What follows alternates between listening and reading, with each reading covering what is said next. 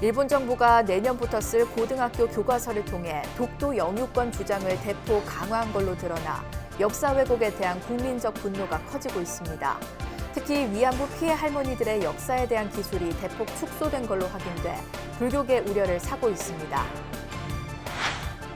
조계종 총무원장 원행 스님은 제19교구 본사 화엄사 주지로 임명된 덕문 스님에게 서남사 정상화를 위해 힘써줄 것을 주문했습니다. 덕문 스님은 최선을 다해 종단에 협력하도록 하겠다고 강조했습니다. 서울시장 보궐선거가 엿새 앞으로 다가오면서 각 후보 간의 공방이 치열해지고 있습니다. 박영선, 오세훈 두 후보의 중점 공약 사항을 정리했습니다. 4.7 재보궐선거 사전투표가 내일부터 시작되는 가운데 정부와 각 지자체들이 코로나19 상황 속에서도 유권자들이 안전한 선거를 치를 수 있도록 철저히 준비하고 있습니다. 진각종이 경북교구의 운영과 함께 8개 교구 체제로의 전환을 완료했습니다. 통리원장 도진정사는 교구청과 시민당 중심의 포교 교화를 강조하며 코로나 이후를 대비하겠다고 밝혔습니다.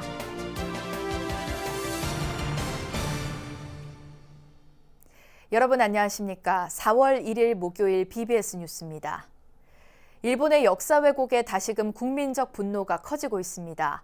일본 교과서에 독도의 영유권 주장이 강화됐기 때문인데 특히 위안부 피해 할머니들의 역사에 대한 기술이 대폭 축소된 걸로 확인돼 불교계 우려를 사고 있습니다. 첫 소식 정영석 기자가 취재했습니다. 내년부터 일본 전역의 고등학교에서 사용될 역사와 지리 등 사회 교과서 대부분에 일본 정부의 독도 영유권 주장이 실리게 됐습니다. 일본 문부과학성 검정을 통과한 지리와 공공과목 교과서 18종에 독도는 일본의 고유 영토다라고 명기된 것으로 확인됐습니다. 한국이 불법 점거하고 있다는 억지 주장도 고스란히 실렸습니다. 이런 결과는 3년 전 일본 정부가 교과서 집필의 기준이 되는 학습 지도 요령 해설서를 고시하면서 이미 예고됐습니다. 독도는 일본의 고유 영토이며 한국의 불법 점거 내용을 반드시 표기하도록 했기 때문입니다. 이를 지키지 않으면 검정을 통과하지 못해 일선 학교에서 사용될 수 없습니다. 이로써 일본 학생들은 초등학교와 중학교, 고등학교 전 과정에서 독도가 자국 땅이란 교육을 받게 됐습니다. 여러모로 최악의 길을 걷고 있는 한일 관계 속에서 지난 1월 22일 부임한 강창일 주일 대사는 아직까지 일본 국왕에게 신임장을 제정하기는커녕 모테기 외무상과 스가 요시히데 일본 총리와 면담도 하지 못한 상태입니다. 일본 사정에 밝은 관음종 총무원장 홍파 스님은 일본 정부를 향해 역사를 직시하면서 청소년 교육에 더욱 책임 있는 자세를 보여주기 바란다고 지적했습니다. 계속 저렇게 억지 춘향식으로 해나간다는 거는 바람직한 일이 결코 아니죠. 독도가 자기들 영토로 저렇게 표기해가지고 책에다 낸 거는 도저히 아무리 정당화 한다 하더라도 그건 인정이 될 수가 없는 거죠. 특히 일본군 위안부 문제의 경우 대체로 간략한 서술에 그치거나 아예 다루지 않은 교과서도 있어 우리 정부를 비롯한 불교계가 즉각 반발하고 나섰습니다. 위안부 모집과 운영에 강제성이 있었다고 기술한 역사 교과서는 12종 가운데 절반도 안 됐기 때문입니다. 일본군 위안부 피해자 지원 시설인 나눔의 집은 과거의 사실을 있는 그대로 기술하지 않은 교과서를 검정 통과시킨 데 개탄을 금하기 어렵다고 목소리를 높였습니다. 올소 스님, 올주 스님, 저 그렇게 해서 일본 당국에 항의도 했었고요.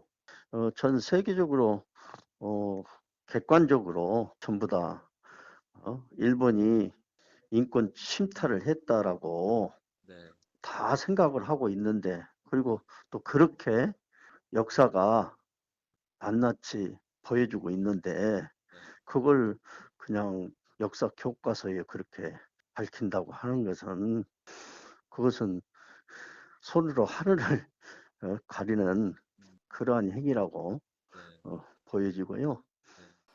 아베 전 정권이 만든 학습 지도 요령이 바뀌지 않는 한 스가 정권에서도 일본 교과서를 통한 역사 왜곡은 이어질 것으로 보입니다. BBS 뉴스 정유석입니다. 조계종 총무원장 원행 스님은 제19교구 본사 화엄사 주지로 임명된 덕문 스님에게 서남사 정상화를 위해 힘써줄 것을 주문했습니다. 원행 스님은 한국불교 역사문화기념관에서 덕문 스님에게 화엄사 주지 임명장을 수여하고 서남사 교구가 정상화될 수 있도록 노력해달라고 당부했습니다. 가까운 교구니까 서남사 네. 교구가 정상화되도록 선생님께서도 많이.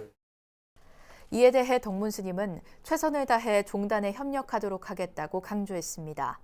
거기에 또 말사도 네. 저희 화엄사 말사로 지금 현재 예, 관리 임명을 받고 있는데 예. 저희는 아무 교구 차원이 아니기 때문에 예. 최선을 다해서 그렇죠. 같이 예, 협력하도록 예, 하겠습니다. 화엄사 주지를 연임하게 된 덕문 스님은 보리가람 농업기술대학 발전기금과 자비나눔기금, 승려복지기금 등 총 3천만 원의 후원금을 종단의 공익재단 아름다운 동행에 지정 기탁했습니다. 김재남 청와대 시민사회 수석은 코로나19 극복과 원활한 백신 접종을 위해 불교계를 비롯한 종교계의 적극적인 협력이 필요하다고 밝혔습니다. 김 수석은 어제 조계종 총무원장 원행 스님을 예방해 75세 이상 고령층 백신 접종 시작 등을 설명하고 우리 국민들의 일상의 평화를 위해 자비의 기도를 해달라고 말했습니다.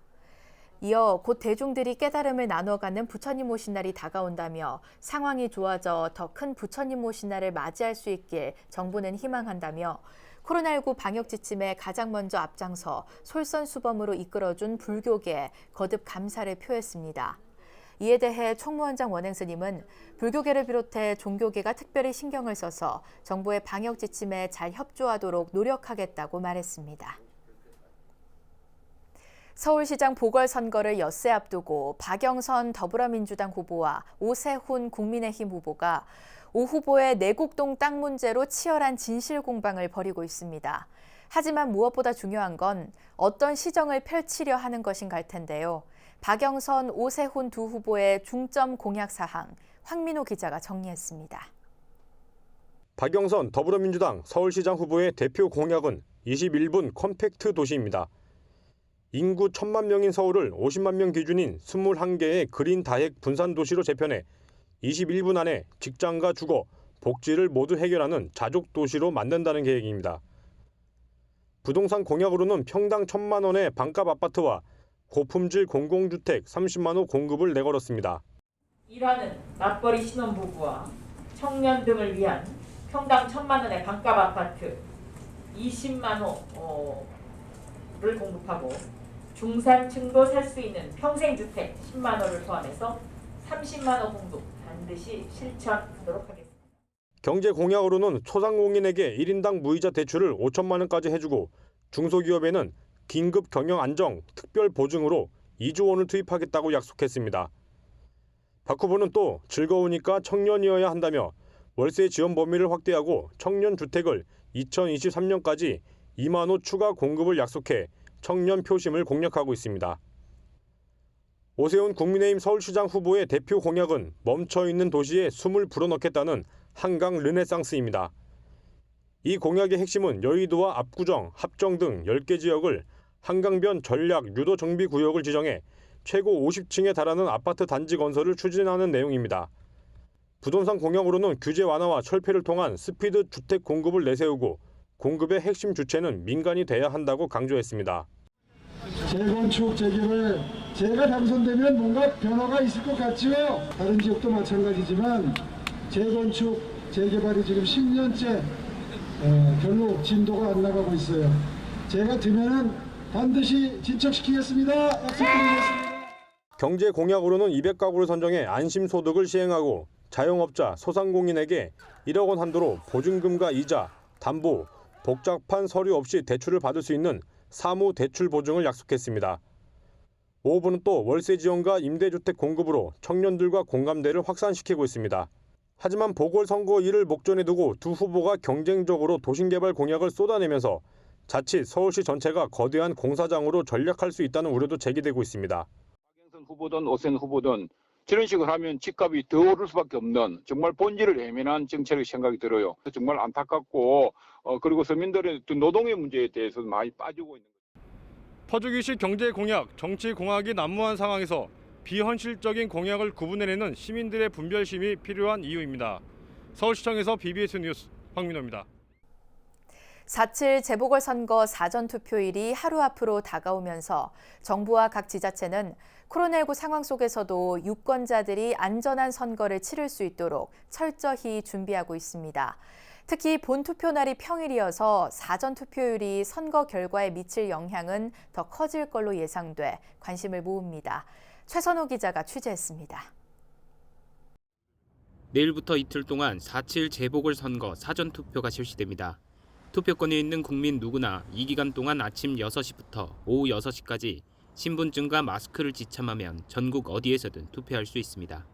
다만 투표가 전국 모든 지역에서 치러지는 게 아니어서 투표장을 미리 확인해두는 게 필요합니다.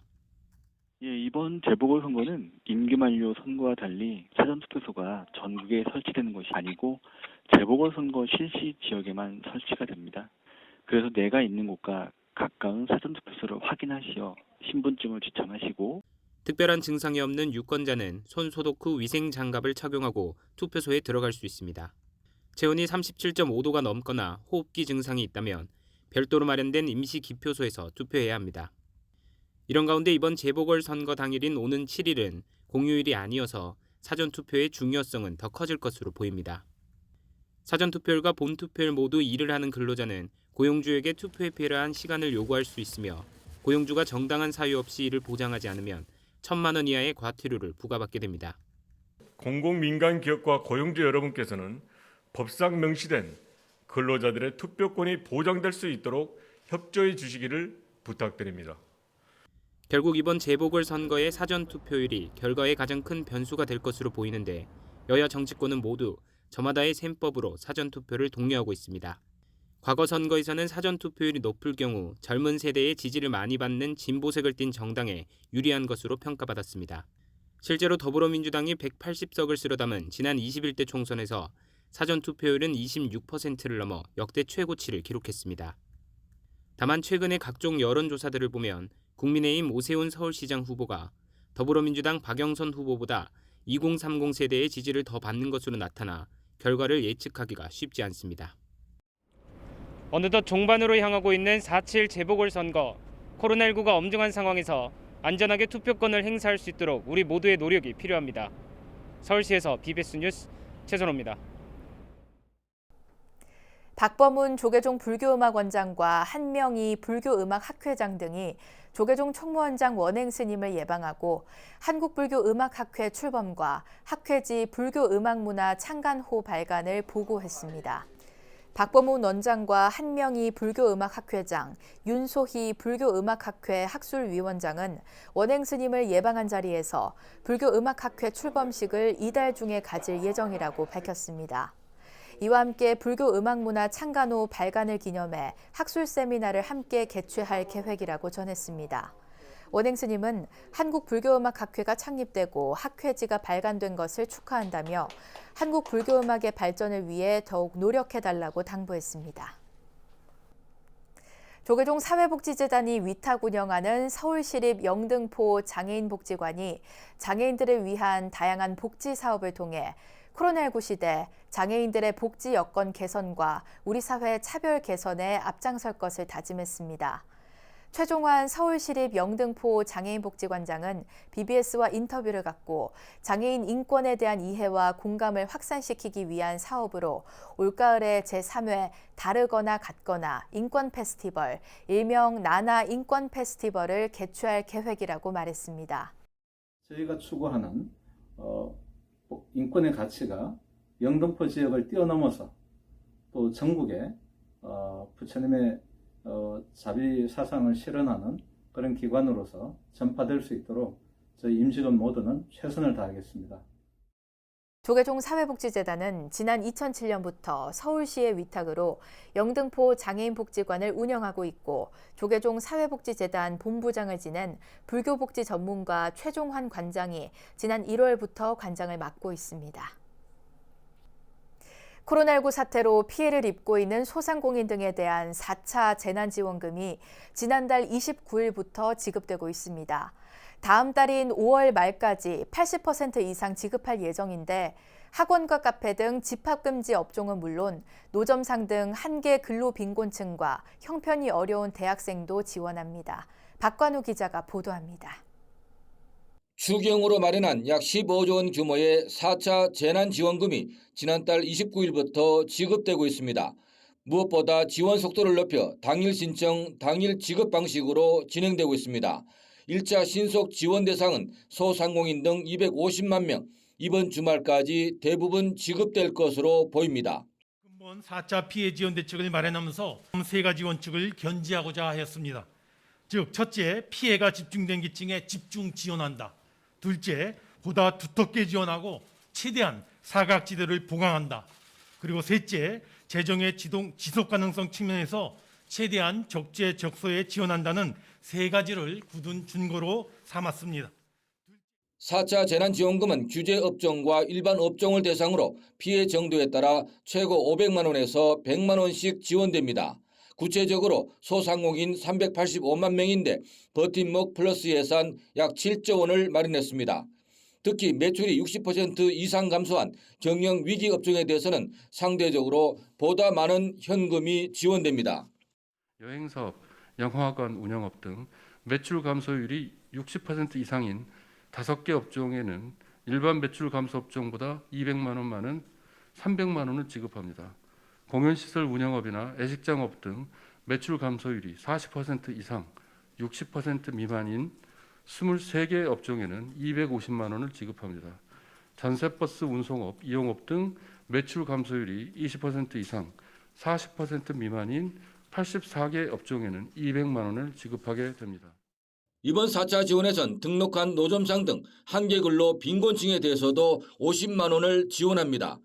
또 부모님이 실직하거나 폐업하면서 갑자기 생계가 어려워진 대학생에 대해서도 오는 8월까지 5개월간 총 250만 원을 지원합니다.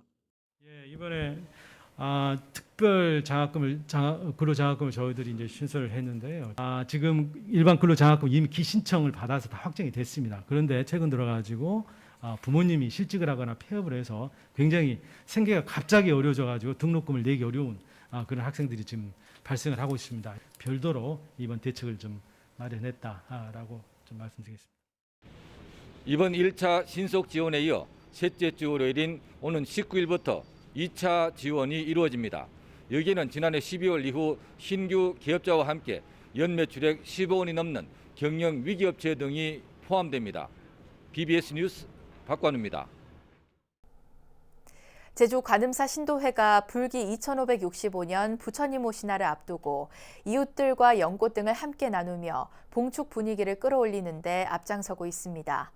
관음사 신도회는 제주도청과 소방서 등 관공서를 비롯해 복지시설 등에도 연등을 나눠주며 부처님 오신 날을 도민과 함께하는 문화축제로 만들어 나가기 위해 노력하고 있습니다. 부처님 오신 날을 맞이해가지고 불자님들이 정성스럽게 만든 이 연꽃 등을 우리 도청에 내걸어서 방문하는 도민들이 부처님의 마음을 널리 알리는 데 노력하겠습니다. 관음사 신도들은 봉축 열기를 끌어올리기 위해 지난 2월부터 관음사 노보살과 함께 관공서에 나눠줄 팔각연 등 200여 개, 컵 등 1000여 개를 손수 제작해왔습니다. 대한불교 진각종이 지난 2월에 신설한 경복교구가 오늘부터 본격적인 운영에 들어가면서 8개 교구 체제로의 전환을 완료했습니다. 통리원장 도진정사는 교구청과 시민당 중심의 포교 교화를 강조하며 코로나 이후를 대비하겠다고 밝혔습니다. 홍진호 기자가 취재했습니다. 지난해 12월 통리원장에 취임한 도진정사. 취임 후 종단의 가장 큰 변화는 경복교구의 신설입니다.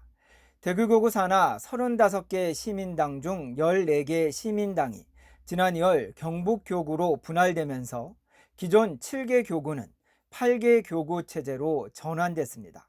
코로나 속에서 그 필요성이 더욱 부각됐기 때문입니다. 거리상도 멀기도 하고 또 인원이 좀 많다 보니까 한 번씩 이렇게 모이는 것도 힘들고 그러니까 교구에서 관리하기가 좀 힘든 부분도 있고 그래가지고 이번에 특히 이제 또 코로나 상황이 되다 보니까 더 이제 모이기가 힘든 거예요. 취임 후 전국 교화 현장에서 발전 방안을 경청한 도진정사가 첫 교계 기자간담회를 가졌습니다. 취임 당시 작은 집행부를 천명했던 도진정사는 이는 여전히 유효하다고 밝혔습니다. 포교와 교화의 주체는 중앙이 아니라 교구청과 시민당이라고 강조하며 권한 이전을 약속했습니다. 시대의 흐름도 그렇고 포교나 교화가 활성화되려면은 교구청 중심으로 이게 이루어져야 되고, 또 교구청에서는 또 일선 시민당 이 중심에 또 포교 교화가 돼야 되고, 그래야 시구 종단이 더 발전할 수 있다고 저는 늘 활동하면서도 늘 이제 그거를 그렇게 생각해 왔던 부분입니다. 특히 도진정사는 내년 회당대종사 탄신 120주년을 맞아 울릉도 금강원 성역화 불사와 전산 미디어국 신설 등으로 새로운 시대를 준비하겠다는 자신감을 내비쳤습니다. 신뢰 회복을 하는데 또 좀 중점을 두고 내실 다 잘 다져가지고 코로나 이후를 준비하는 그런 한 해를 만들어 가려고 하고 있습니다. 코로나 사태 속에서 출범한 도진정사 체제의 제31대 집행부가 코로나 이후를 대비한 종단 체질 개선을 어떻게 이룩할지 주목됩니다. 서울 진강문화전승원에서 BBS 뉴스 홍진호입니다. 서울과 부산시장 보궐선거를 앞둔 가운데 조계종 종교평화위원회가 선거에 참여한 주요 정당과 후보, 관할 선거관리위원회에 정교분리 준수와 종교편향 예방 협조를 요청하는 공문을 발송했습니다. 이번 선거에서도 정치인들이 표를 얻기 위해 종교 간 갈등과 차별을 초래하는 일이 없도록 각별한 관심과 노력이 필요해 보입니다. 이상으로 4월 1일 목요일 BBS 뉴스를 마칩니다. 여러분 고맙습니다.